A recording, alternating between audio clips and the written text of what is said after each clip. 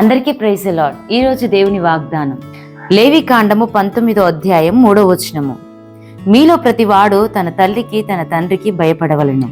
ప్రియ దేవుని బిడ్డ, ఈ లేఖన భాగాన్ని మనం చూసినట్లయితే భయం అనే మాటకు మరి వణకడం అనేది కాదు, కానీ దేవుని చిత్తానికి లోబడడం అనే మాటకు అర్థమిస్తుంది. ప్రియ దేవుని బిడ్డ, తల్లిదండ్రులు ఎప్పుడైతే మనం గౌరవిస్తామో, వారు చెప్పిన మాట మనం ఎప్పుడైతే విని వారి మాటకు లోబడతామో, దేవుని మాటను మరి ఆయన చిత్తాన్ని నెరవేర్చిన వారంగా ఉంటున్నాం. ప్రియ దేవుని బిడ్డ, నీ తల్లిని నీ తండ్రిని నువ్వు సన్మానించినప్పుడు నీవు దీర్ఘాయుష్మంతుడుగా ఉంటావని ఆయన లేఖనాల ద్వారా మాట్లాడుతున్నారు. ఎంతమంది బిడ్డలైతే మరి తల్లిదండ్రులను గౌరవిస్తున్నారో దీర్ఘాయువుతోనూ ఆశీర్వాదంతోనూ నింపబడుతున్నారు. ఇటు వాగ్దానం మనందరి పట్ల దేవుడు నిశ్చయంగా నెరవేర్చునుగాక.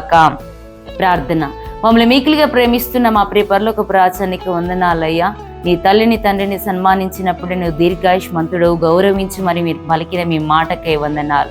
అవును ప్రభా, నీకు వందనాలు. ఎంతమంది బిడ్డలైతే నాయన నీకు వందనాలు ఇటు వాగ్దానం వింటున్నారో తండ్రి, వాగ్దానాన్ని అనుసరించి తల్లిదండ్రులను గౌరవించుటకు నీ కృప చూపించి ఆశీర్వదించండి.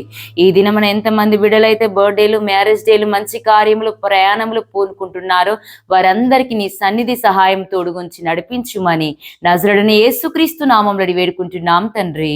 ఆమేన్. Praise the lord.